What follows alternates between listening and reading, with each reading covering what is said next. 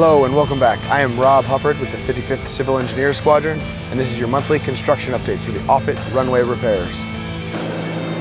This month we have completed our concrete pours and will finish our asphalt placements. We have also started grooving the runway, and we have continued placing cans for the airfield lighting. And I'm happy to report that we are still on time and on budget.